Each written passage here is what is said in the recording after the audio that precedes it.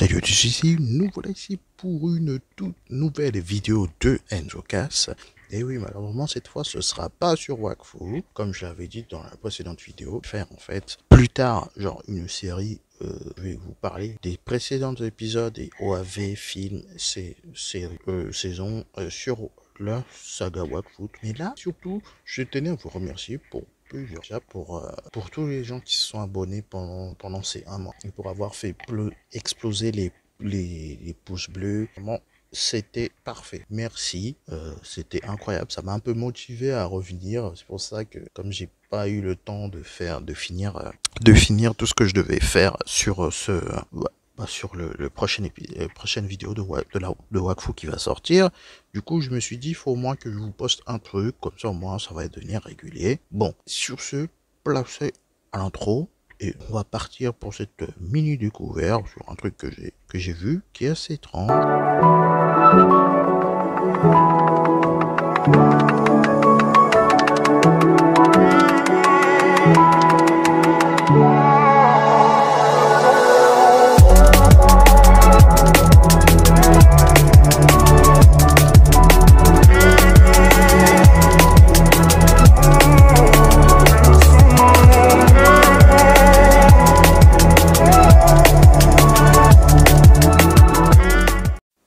Là, je vais vous raconter vraiment quelque chose d'étrange qui m'est arrivé. Pas vraiment étrange, mais genre, j'ai regardé un anime. Bah, après, si on veut, on peut l'appeler anime, OAV ou film. En tout cas, sur Google, ils appellent ça un film. Même sur les trucs, ils appellent ça un film ou un court-métrage. Bon, après, ça, si on veut.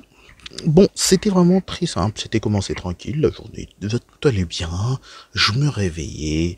Je faisais un peu de jogging, non, je rigole, quand je me suis réveillé, j'ai game, j'ai un peu joué à Naruto Storm, j'ai éclaté des gens, à FF7 Rebel, après je me suis dit, oh ben voilà, avant d'aller me coucher, il faut que je regarde un truc, hein, pour me mettre dans le bain, ou ça, je me suis dit, je vais essayer de regarder, de re-regarder encore au repos pour bien faire ma vidéo, genre, si on veut, pour bien faire la vidéo.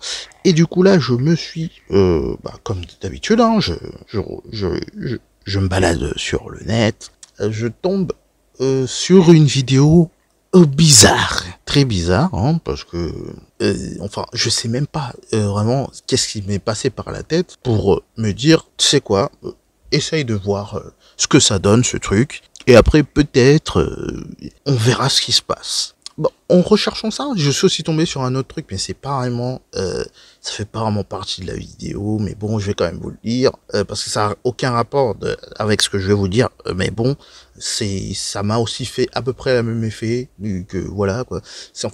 J'ai regardé une vidéo où ça parlait d'un animé trop bizarre, je me souviens plus du nom de l'animé, malheureusement. Heureusement plutôt, parce que c'était un truc trop bizarre. En tout cas, j'étais tombé sur une vidéo sur un mec où il parlait d'un animé qui a été interdit. Moi je dis waouh, ça doit être une dinguerie. Comment ça se fait qu'il est interdit déjà?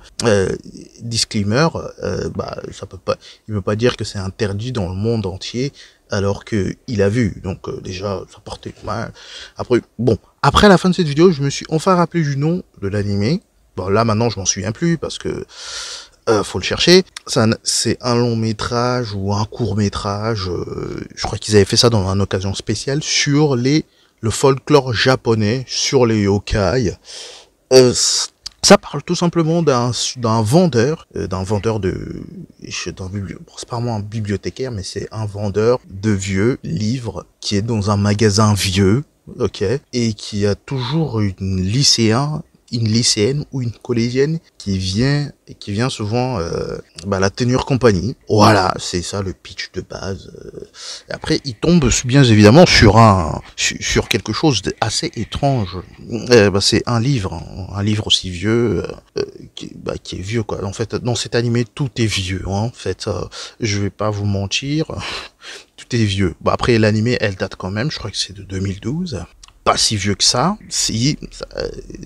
quand même plus de 10 ans, mais bon, c'est pas grave, parce qu'après, je l'ai regardé, après ça dure 25 minutes, donc un épisode, quoi, je l'ai regardé. En fait, l'introduction de l'anime, c'est assez simple, genre ça commence en mode tranquille, ça commence genre par un flashback Enfin, je crois que c'est un flashback ou c'est quelqu'un qui est en train de raconter une histoire. Non, je raconte des conneries. C'est en fait le mec qui est en train de raconter une histoire d'une légende urbaine. Ouais, comme de par hasard, quoi, une légende urbaine.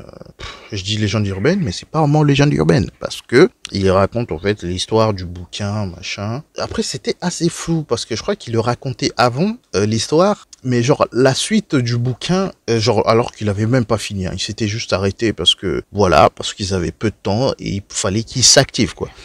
Et du coup, il a arrêté de lire le bouquin, et sauf que la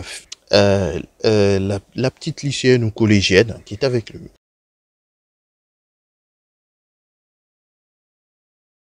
le cher monsieur qui, vraiment pour vous dire, c'est ce personnage est assez étrange. T'as l'impression qu'il est là sans être là. Genre, il sert pas très grand chose. Ouais, c'est vraiment français ce que je dis. Il sert pas vraiment à grand chose, mais genre, c'est son comportement que vraiment, c'est pas j'ai du mal, c'est que je ne comprends pas. Voilà, je ne comprends juste pas. Parce qu'en fait, quand la lycéenne ou la collégienne, je vais dire ça tout le temps, bon, je vais dire tout simplement, quand la fille a ouvert sans faire exprès, enlevé le parchemin du livre, parce qu'en fait, le monsieur a raconté une histoire sur, je crois, la femme araignée, un yokai puissant un araignée qui crache du feu. Bon, ça, c'est pas moi qui juge, c'est le folklore japonais, que ce soit vrai ou pas, ça, c'est juste, voilà, quoi. Et du coup, il avait attaqué un village, mais sauf qu'il a été repoussé par un sorte de chaman qui a transformé des feuilles en épée. Ouais, bah oui, c'est logique, c'est tout à fait le normal.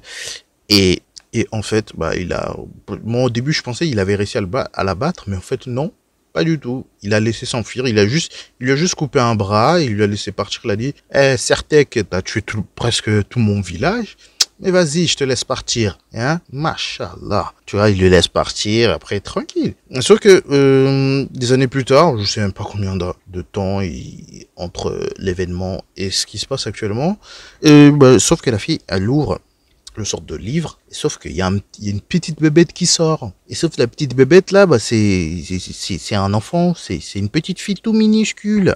Mais sauf que c'est pas vraiment une petite fille, vous avez compris quoi. C'est pas non plus la femme araignée, c'est sa fille. Voilà, sa fille. Bon, c'est assez bizarre. C'est très bizarre parce que, comment vous dire, je vais vous redire tout ça. En fait, le chaman, à la place de tuer l'araignée qui est, pour vous dire, qui est gigantesque, il a préféré juste lui couper une patte et le laisser s'en aller tranquille. Alors qu'elle était en train de perdre beaucoup de sang, elle aurait pu avoir le temps de la tuer. Mais non, le boug, il a dit non, tranquille, on va la laisser partir. Et dans tout ça, elle est partie, elle a laissé un môme, et les bougs, ils se disent, non, tranquille. Au début, ils étaient là, oh non, vas-y, tue-le.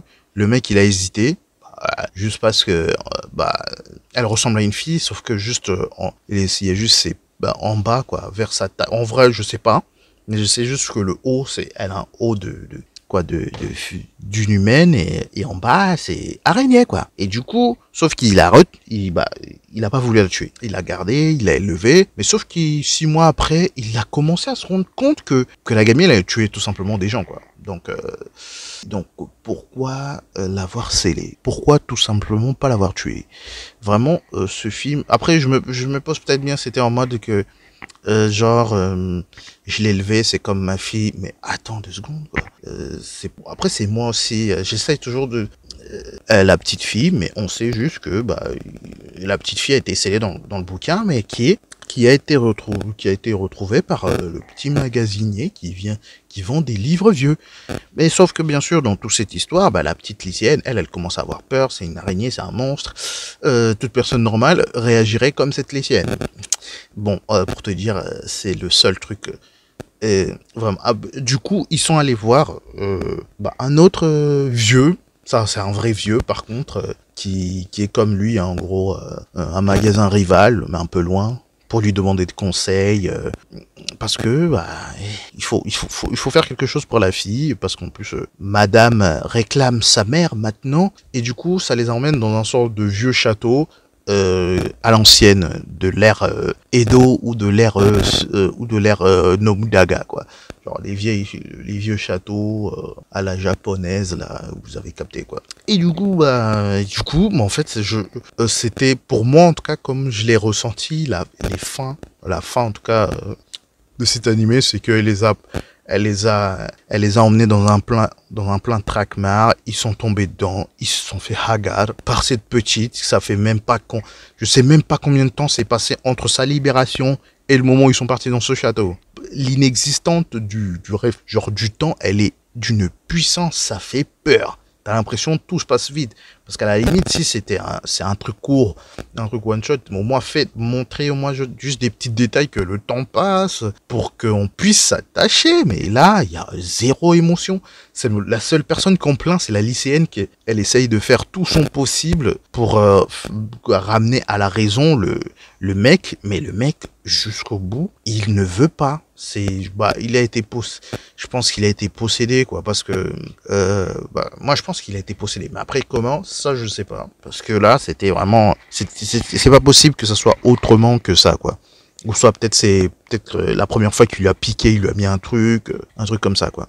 Après au final, quand la petite elle s'est débattue pour essayer entre guillemets de sauver le gars, la petite fille elle appelle sa mère, donc pendant tout ce temps la meuf, elle attendait que sa fille l'appelle. Voilà. Et c'est comme ça, voilà. Elle attendait, sa fille, elle est revenue. Mais bizarre, quoi, le truc. Bizarre. Tu vois, de toute façon, rien que déjà, comment c'est arrivé en mode... elle a quand même détruit un gros truc. Elle a traîné dans la mer. Et ils sont comme ça, sans pression. Ils se disent, oh là là, elle nous a sauvés. Moi, je me suis quand même dit, mais attendez, mais c'est quand même, vous allez pas vous calmer quand même. C'est elle qui vous a mis dans cette merde. Faut, je sais pas, réagir. Et après, comment vous dire, ça m'a un peu perturbé la chose parce que je m'y attendais pas. Après, tant mieux, hein, parce que. Mais par contre, la façon que ça s'est fait, j'ai pas très bien compris le but de ce court-métrage. Mais bon, ça avait peut-être un but, peut-être ça a gagné un truc. Mais dans un tranquille ou dans un nonchalant, je sais pas comment dire pour l'exprimer. En gros, la petite, il les a montré sa mère. Sa mère, elle est venue en mode humanoïde, mais géante quand même.